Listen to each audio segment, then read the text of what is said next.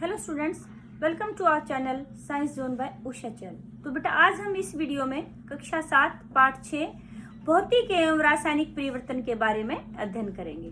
बेटा आपने पिछली कक्षा यानी कि छठी कक्षा में पढ़ा था हमारे चारों ओर के परिवर्तन। उसमें आपने परिवर्तन को दो प्रकार में बांटा था, उत्क्रमणीय और अनुत्क्रमणीय। यानी कि जिन परिवर्तनों को दोबारा पूर्व अवस्था में लाया जा सके, जैसे पहले थे वैसा ही बनाया जाए तो उनको उत्क्रमणीय बोला था, और जिनको दोबारा पहले जैसा नहीं बनाया जा सके तो उनको अनुत्क्रमणीय बोला था। आज हम थोड़ा सा इससे ऊपर का लेवल करते हैं। परिवर्तन के जो प्रकार करेंगे वो हम दो अलग प्रकार के करेंगे, भौतिक और रासायनिक परिवर्तन के बारे में। तो अपने आसपास नजर दौड़ाइए, देखिए कितने प्रकार के परिवर्तन हैं।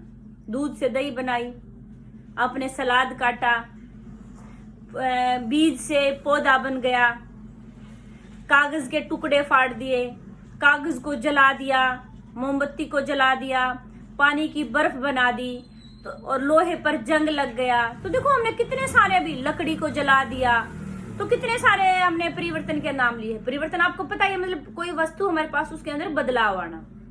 तो क्या सभी एक ही प्रकार के हैं? नहीं, इनको हम दो विभिन्न वर्गों में बांटेंगे। यहाँ पर परिवर्तन जो है बेटे वो दो प्रकार का हो गया, भौतिक एवं रासायनिक परिवर्तन।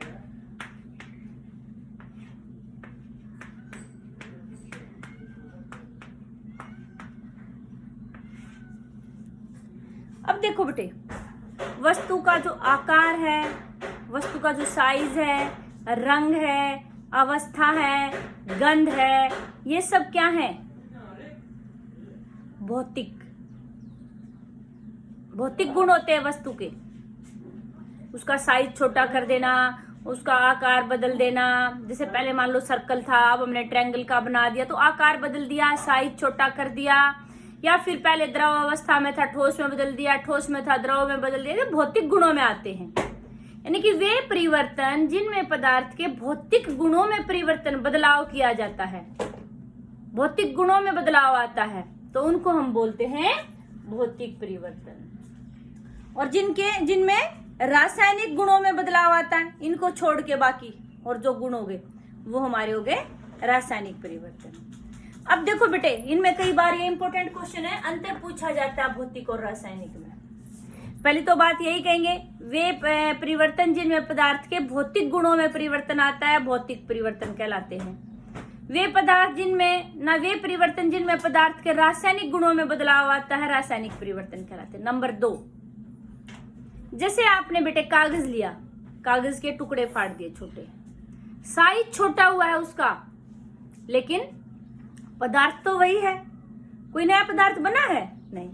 आपने पानी है, पानी को फ्रीज में रख दिया तो उसकी बर्फ बन गई। तो बर्फ और पानी तो सेम चीज है। जो बर्फ है वो भी, उसका सूत्र भी H2O होता है। बर्फ को दोबारा आप बाहर निकाल देते हैं, वो दोबारा पानी बन जाती है, तो कोई नया पदार्थ नहीं बना। आपने कागज को जला दिया तो राख बन गई, वो क्या है? नया पदार्थ है। लकड़ी को जलाया, कोयला राख बन जाता है, कुछ प्रकाश निकलता है, उससे ऊष्मा निकलती है। तो ये सब क्या है? रासायनिक परिवर्तन। यानी कि वे परिवर्तन जिनमें नए पदार्थ का निर्माण नहीं होता, जिनमें कोई नया पदार्थ नहीं बनता, वो कौन हो गए? भौतिक परिवर्तन। पहला पॉइंट था कि भौतिक गुणों में परिवर्तन, दूसरा पॉइंट था कि नया पदार्थ नहीं बनता।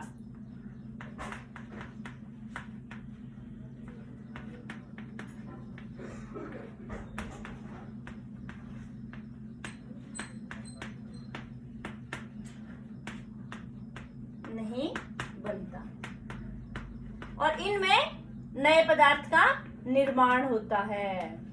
यहाँ पर कौन से गुणों में परिवर्तन आएगा? रासायनिक गुणों में।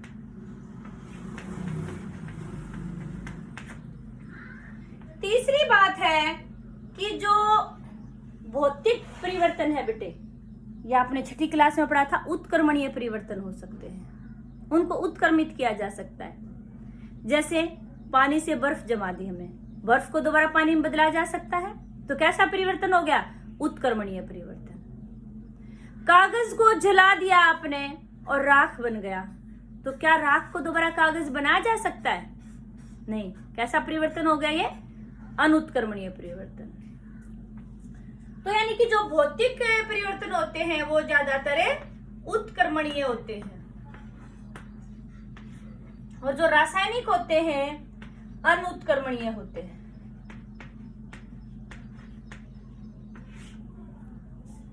ठीक है। तो देखिए, आप अपने आसपास बहुत सारे परिवर्तन है, अपना नजर घुमाकर देखिए कि आप उनमें से किसको भौतिक परिवर्तन में रखेंगे और किसको आप रासायनिक में रखेंगे। आपने छठी क्लास में एक और शब्द पढ़ा था, संघनन। संघनन क्या था? कि जब कोई गैस द्रव में बदल जाती है उसको संघनन कहते हैं। तो आप एक काम करिए, एक पतीले में पानी लीजिए और भाप केटली में पानी लीजिए, उसको गर्म करिए खूब। केटली का एक पतला सा मुंह है जहां से भाप निकलेगी, वहां पर पास में एक ढक्कन लगाइए, उसके ऊपर बर्फ रख दीजिए। आप देखेंगे कि जो भाप उस ढक्कन से जाकर टकरा रही है, उसकी केटली के मुंह के पास रखा हुआ हमने वो बर्तन पकड़ा हुआ ऐसे, ऊपर बर्फ रखी हुई है, तो जो भाप आ रही है जब इससे ठंडी सतह से टकराएगी तो दोबारा वो पानी में बदल जाएगी। तो ये भी क्या है? संघनन जो है भौतिक परिवर्तन है, क्योंकि गैस से द्रव में बदला है, सिर्फ अवस्था में परिवर्तन हुआ है। तो फिर रासायनिक परिवर्तन की पहचान हम कुछ विशेषताओं से कर सकते हैं। कोई नया पदार्थ बने, या कोई गंध आए अलग तरह की, रंग में परिवर्तन हो जाए, ऊष्मा निकले या ऊष्मा अवशोषित हो, इनसे हम कह सकते हैं कि, या फिर गैस निकले कोई, तो हम कह सकते हैं कि कौन सा परिवर्तन हो रहा है?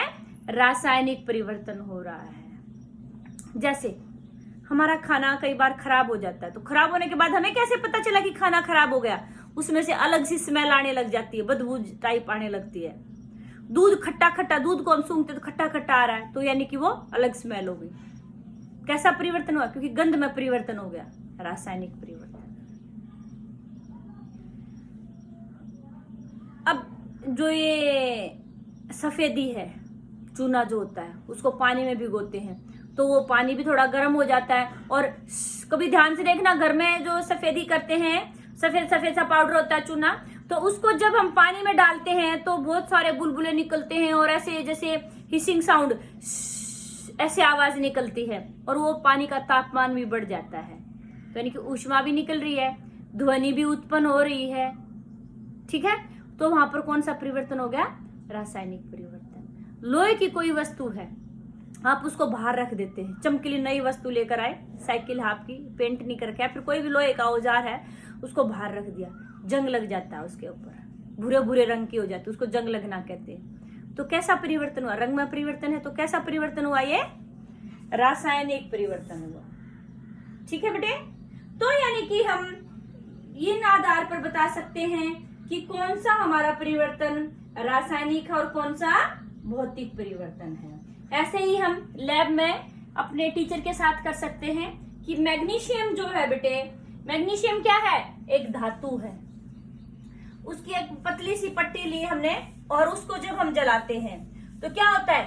सफेद रंग की ज्वाला निकलती है, और बाद में देखते हैं कि सफेद रंग की राख भी बच जाती है उसके साथ। मैग्नीशियम रिबन को जलाने से पहले रेग मार्क से साफ किया जाता है। क्यों करते हैं?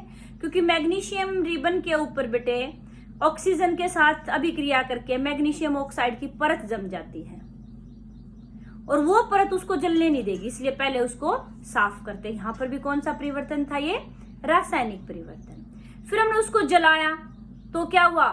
सफेद ज्वाला निकली और नीचे सफेद कलर की राख बन गई। तो कैसा परिवर्तन हुआ? रासायनिक परिवर्तन। तो यानी कि मैग्नीशियम जो है हमारा, उसको जब जलाया, ऑक्सीजन के साथ अभिक्रिया की, तो क्या बन गया? मैग्नीशियम ऑक्साइड, नए पदार्थ का निर्माण हुआ। तो यानी कि कैसा परिवर्तन हुआ? रासायनिक परिवर्तन। फिर हमने क्या किया? मैंने कहा कि ये राख बन गई थी सफेद रंग की, इसको हमने पानी में मिला दिया, और हमने ये भी जो हमारा चैप्टर था अम्ल क्षारक एवं लवण, उसमें हमने देखा था फिर हम विलयन जब बन गया उसका मैग्नीशियम ऑक्साइड का, उसको हम लिटमस पत्र की सहायता से जांचेंगे कि वो अम्लीय है या क्षारीय है। ठीक है, फिर हम देखेंगे कि भाई जो मैग्नीशियम ऑक्साइड था उसको हमने जल में घोला था विलयन बनाने के लिए, तो हमारा क्या बन गया था, मैग्नीशियम हाइड्रोक्साइड। ठीक है, जो मैग्नीशियम हाइड्रोक्साइड है बेटे वो क्या है, आपको बताया था मैंने जब ये अम्ल क्षारक एवं लवण किया था जिसमें OH आयन बनते हैं, वो क्या थे, क्षारक। तो यानी कि ये हमारा क्षारक है। अब यहाँ पर 2 बार रासायनिक अभिक्रिया हुई, मैग्नीशियम को जलाया, मैग्नीशियम ऑक्साइड बना नया पदार्थ, तो रासायनिक अभिक्रिया। मैग्नीशियम ऑक्साइड को फिर जल में घोला, मैग्नीशियम हाइड्रोक्साइड बन गया, तो फिर ये क्या हुआ, फिर रासायनिक अभिक्रिया, क्योंकि नया पदार्थ बना है। अब हम एक समीकरण और यहाँ पर अभिक्रिया कर सकते हैं अपनी लैब में, इसको भी, कि कॉपर सल्फेट। कॉपर सल्फेट उसको नीला थोथा भी बोलते हैं, आपने लैब में देखा है कभी, नीले नीले रंग के क्रिस्टल होते हैं। हमने 2 भी कर लिए। इसके अंदर हमने कॉपर, पानी है दोनों में ही समान मात्रा में। ठीक है, इसके अंदर हमने क्या डाल दिया, कॉपर सल्फेट CuSO4। इसके अंदर भी क्या डला हुआ है, CuSO4। ये कैसे रंग का है, नीले रंग का। इसका भी रंग कैसा है, नीला रंग। फिर हमने क्या किया बेटे, इसके अंदर एक लोहे की कील डाल दी। ठीक है, हम देखते हैं कि धीरे धीरे जो नीला रंग था वो खत्म होता चला जाता है और फिर इसका रंग कैसा हो जाता है, हल्का हरा रंग, हल्का हरा रंग बन जाता है, यानी कि रंग में परिवर्तन हुआ है। तो कैसी अभिक्रिया होगी, रासायनिक अभिक्रिया।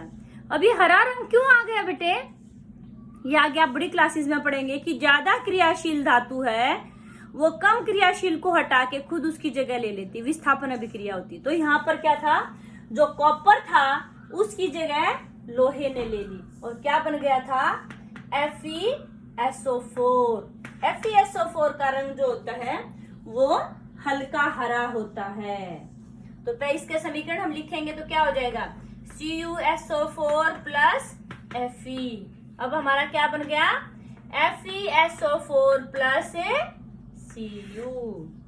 ये सेम क्वेश्चन आपका 10th क्लास में भी आता है बेटे, इंपोर्टेंट क्वेश्चन है ये, कि जब कॉपर सल्फेट के विलयन में लोहे की कील को रखते हैं तो क्या होता है और क्यों होता है। तो क्या हुआ यहाँ पे कि जो लोहा है वो कॉपर से अधिक क्रियाशील है, इसलिए वो क्या करेगा, कॉपर को उसके यौगिक से हटा के खुद उसकी जगह ले लेगा और क्या बना देगा, फेरस सल्फेट।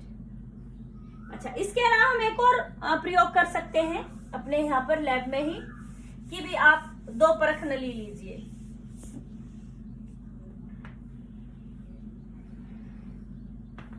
इस परख नली में आपने सिरका ले लिया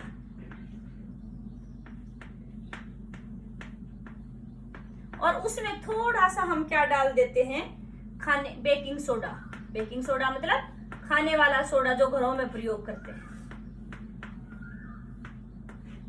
ठीक है, सिरका यानी कि अम्ल होता है, उसमें हमने कोर्क लगा रखी है, कोर्क मतलब बिल्कुल बंद है, यहां से कुछ भी चीज बाहर नहीं निकलेगी। उसमें एक छोटा सा छेद है कोर्क में, जहां से हमने ये एक मुड़ी हुई नली लगा रखी है और इसके यहाँ पर हमने फिर एक और हमने परख नली ली है।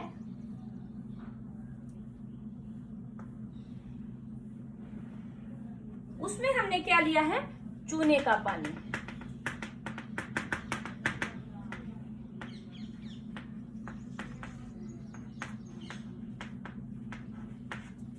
एक परख नली में हमने क्या लिया, सिरका, और उसमें बेकिंग सोडा डाल दिया।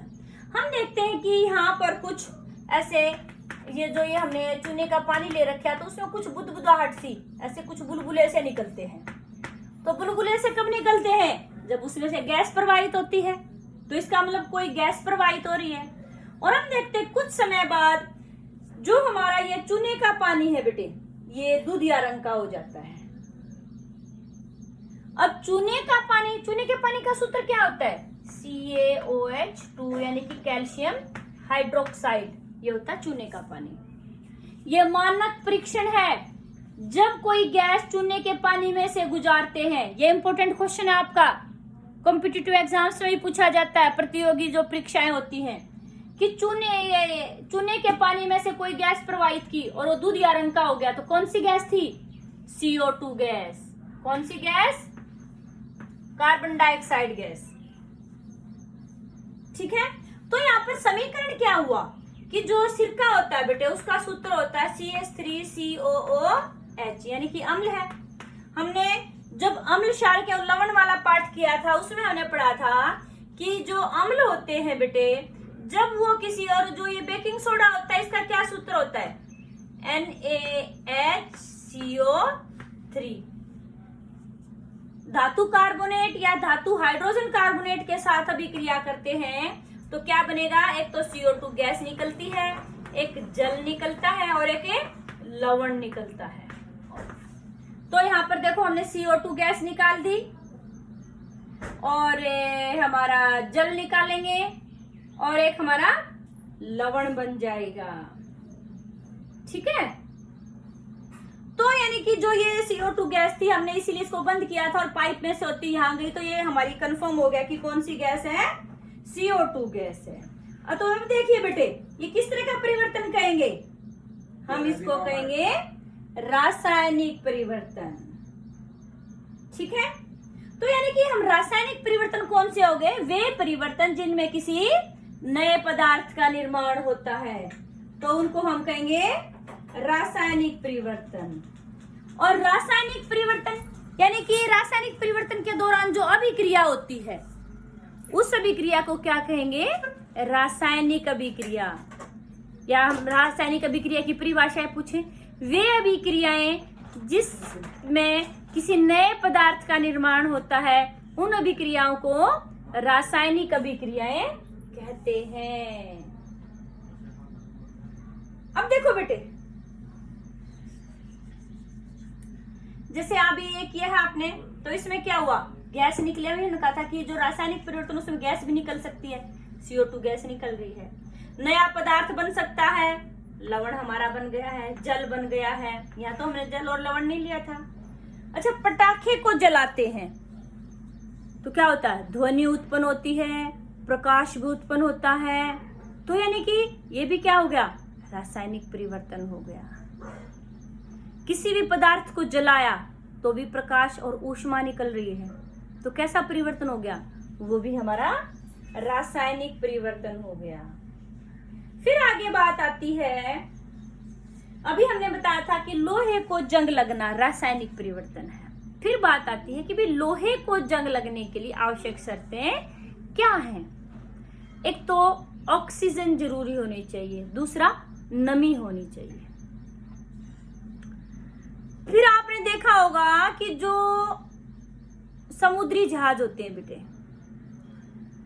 वो धातु के बने होते हैं और हमेशा पानी में रहते हैं, और वो भी खारे पानी में। खारे पानी में तो और भी जल्दी जंग लगता है, तो इसलिए प्रतिवर्ष कुछ भाग उन जहाजों का बदलना पड़ता है, क्योंकि जंग लग जाता है और वो जल्दी खराब हो जाता है। जो जंग लगना है बेटे, ये हमारे लिए एक ही बहुत ही मतलब अच्छी अभिक्रिया नहीं है, बहुत नुकसान होता है इससे, हमारे देश को बहुत आर्थिक हानि होती है उससे। तो जंग लगने से कैसे बचा जा सकता है? अपने घर में देखते होगे, इतनी जहाजों की बात छोड़ो, अपने घर में ही देखो। आपके घर में जो गेट है लोहे का, वो जंग ना लगे तो क्या करते हैं? उसके ऊपर पेंट करते हैं। पहले इतना पेंट नहीं करते थे, आप फिर क्या करते? कोई चीज है लोहे की, उस पर जंग ना लगे, तेल लगा देते हैं, ग्रीस लगा देते हैं। और एक प्रक्रिया और आती है बेटे, आपने सुना भी होगा, यशद लेपन या गैल्वेनाइजेशन। ये थे हमारे कि जंग लगने से कैसे बचा जा सकता है, ये ऐसे क्वेश्चन आ सकता है। तो यानी कि गैल्वेनाइजेशन, ये गैल्वेनाइजेशन क्या होता है बेटे, इसको ही यशद लेपन भी बोलते हैं। आपके पेपर में आ जाए यशद लेपन क्या होता है, कॉम्पिटिटिव एग्जाम्स में पूछ सकते हैं। यानी कि लोहे के ऊपर क्रोमियम बोल दो या फिर जस्ता बोल दो या जिंक बोल दो, एक ही बात है। इनकी जब परत चढ़ाते हैं, जो जिंक की परत चढ़ाएंगे हम लोहे के ऊपर, तो उसको बोलते हैं गैल्वेनाइजेशन या यशद लेपन। जब लोहे की वस्तुओं के ऊपर जब हम जिंक की परत चढ़ाते हैं तो ये प्रक्रिया क्या कहलाती है, गैल्वेनाइजेशन। ऐसे तो देखो हमारे घरों में जो लोहे की पाइप होती है बेटे, उनमें पानी की जो सप्लाई की पाइप होती है लोहे की होती है, वो तो फिर जल्दी खराब हो जानी चाहिए जंग लग के। तो उस पे जल्दी जंग ना लगे क्या किया जाता है, यशद लेपन, यानी कि क्रोमियम की परत, जिंक की परत चढ़ाई जाती है। ठीक है, फिर आगे आती है बात, एक और हमारा इस पाठ में है प्रक्रिया क्रिस्टलीकरण। ये क्रिस्टलीकरण क्या है,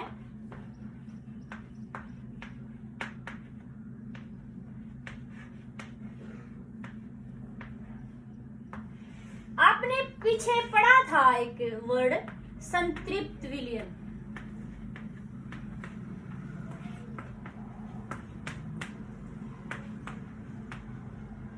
संतृप्त विलयन क्या होता है बेटे, जैसे मैंने पहले जो वीडियो थी उसमें बताया था आपको कि एक कप पानी लिया आपने, उसमें नमक या चीनी, चलो चीनी घोलनी स्टार्ट कर दी। मान लो आपकी चीनी में ऐसे काले काले रंग की चीनी है, ज्यादा साफ चीनी नहीं है, थोड़ी सी ऐसे मिट्टी जैसी लग रही है चीनी, या उसमें कुछ ऐसे तिनके वगैरह लग रहे हैं। एक एक को चुनोगे और फिर वो तिनके तो मान लो आपने निकाल दिए, लेकिन जो रंग है वो बिल्कुल सफेद नहीं है, तो आप क्या करें, क्रिस्टलीकरण विधि का प्रयोग किया जाता है। यानी कि इस विधि में ठोस में जो अशुद्धियां होती है उनको अलग किया जाता है। अब ये होती क्या है, आपको संतृप्त विलयन मैंने बताया था पहले कि भी वह विलयन जिसमें दिए गए विलायक और दिए गए तापमान पर और अधिक विलय न घुल सके। विलायक क्या होता है, जिसमें हम चीज घोलते हैं, जैसे पानी ले लिया हमने, पानी क्या है, विलायक है, उसमें हम चीनी घोल रहे, चीनी क्या है, विलय है। एक कप पानी लिया आपने, उसमें चीनी घोल रहे हैं, घुलती जा रही है और चीनी डाली, घुल, एक समय आएगा और चीनी घुलनी बंद हो जाएगी, तो वो घोल हमारा कैसा हो गया, संतृप्त घोल या संतृप्त विलयन।